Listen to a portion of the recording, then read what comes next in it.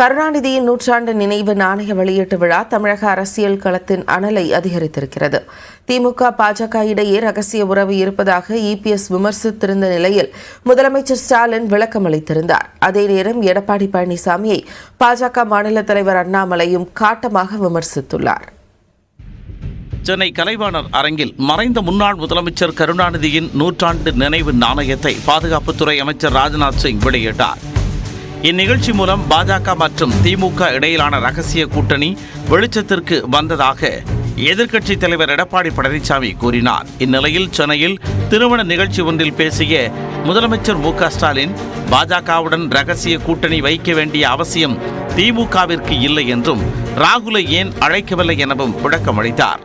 கருணாநிதி அவர்களுடைய நூற்றாண்டு விழாவை கொண்டாட வேண்டும் என்பது அவருடைய விருப்பம். 100 ரூபாய் நாணயம் வெளியிடுவது அவருடைய விருப்பம். ஆனால் வெளியிடுவது யார் என்றுதான் கேள்வி. ஏன் திரு ராகுல் காந்தி கூட்டு வந்து இதை வெளியிட்டுக்கலாம்ல? இதிலிருந்து திராவிட முன்னேற்ற கழகம் பாரதிய ஜனதாவும் ரகசிய உறவு இருப்பது வெட்ட வெளிச்சமாகி. நாங்களாம் ரகசிய உறவுலாம் வச்சுக்க வேண்டிய அவசியமே இல்லை.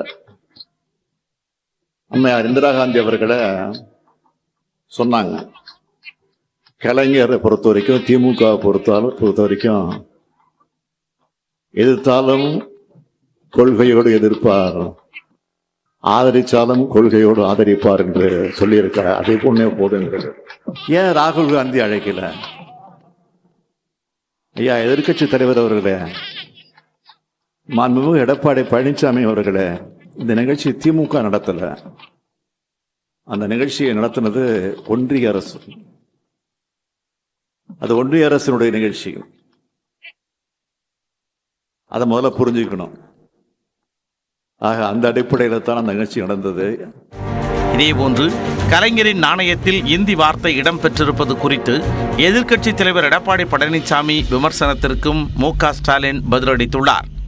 அந்த நாணயம் வெளியிடுகின்ற பொழுது அது இந்தியில் வரும்னு அவருக்கு தெரியும். அதுக்கு உடன்பட்டு தான் அந்த நாணயத்தை வெளியிடுறார்.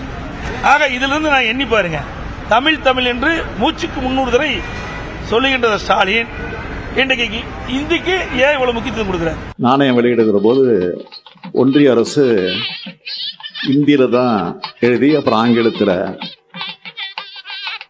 எழுத்துக்கள் அமைஞ்சிருக்கும்.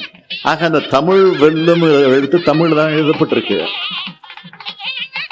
இதை கூட அவர் பார்க்காம, இதை கூட புரிஞ்சிக்காம தெரிஞ்சிக்காம இப்படி ஒரு எதிர்கட்சி தலைவர் நமக்கு வந்து வாச்சிருக்கிறாரு அப்படின்னு தான் நம்ம வருத்தமா இருக்கு. இதனிடையே கருணாநிதி நூற்றாண்டு நினைவு நாணயம் வெளியீட்டு விழாவில் பாதுகாப்புத்துறை அமைச்சர் பங்கேற்றதில் எந்த அரசியலும் இல்லை என மத்திய இணை அமைச்சர் எல் முருகன் தெளிவுபடுத்தியுள்ளார். இது ஒரு அரசாங்கத்தினுடைய நிகழ்ச்சியில், தமிழ்நாடு அரசாங்கத்தின் ஏற்பாடு செய்த நிகழ்ச்சியில் எங்களுடைய மத்திய அமைச்சரை வந்து கலந்து கொண்டிருக்கிறார்கள். இது ஒரு அரசாங்கத்தினுடைய நிகழ்ச்சியில் கலந்து கொண்டதில் எந்த அரசியல் இல்லை, எந்தவித அரசியலும் இல்லை.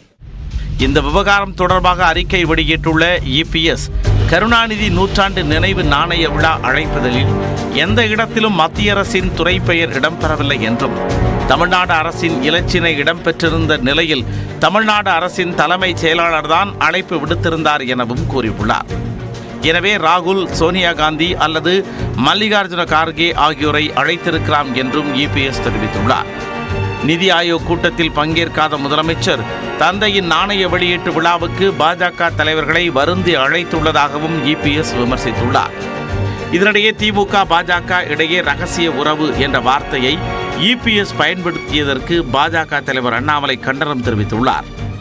இன்னைக்கு இவர் இந்த மாதிரி ஒரு வார்த்தையை பயன்படுத்துறாங்கன்னா உள்ளத்துல எவ்வளவு அழுக்கு இருக்கணும்? இது போன்ற ஒரு தலைவர் இது போன்ற வார்த்தையை பயன்படுத்துறாங்கன்னா உள்ளத்துல எவ்வளவு அழுக்கு இருக்கணும்? எவ்வளவு ஒரு ஜாதி ஆதிக்க வெறி இருக்கணும்? எவ்வளவு ஜாதி ஆதிக்க வெறி இருக்கணும்? ஒரு அன்டச்சபிள் அப்படிங்கிற மாதிரி ஒரு எதிர்க்கட்சி தலைவர் பேசுறாங்கன்னா அவருக்குள்ள எவ்வளவு ஜாதி ஆதிக்க வெறி இருக்கணும்? இவங்கெல்லாம் வந்து எதிர்க்கட்சி தலைவரா இருக்கிறதுக்கு ஃபிட்டா? இவங்கெல்லாம் முன்னாள் முதலமைச்சர் என்கின்ற பொறுப்புக்கு இவர்களுக்கு அழகா? சென்னையில் செய்தியாளர்களிடம் பேசிய அண்ணாமலை, எம்ஜிஆருக்காக பெரிய அளவில் நிகழ்ச்சி நடத்தாமல் விட்டது அதிமுக செய்த தவறு என்றார்.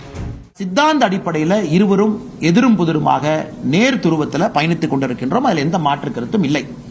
அதுல எடப்பாடி பழனிசாமி அவர்கள் பயன்படுத்தக்கூடிய வார்த்தை ரகசிய உறவு, இதை பயன்படுத்தக்கூடிய எடப்பாடி பழனிசாமி அவர்கள் எதற்காக பாரதிய ஜனதா கட்சியோடு இருந்தார் என்பதே இன்னைக்கு ஒரு கேள்விக்குறி.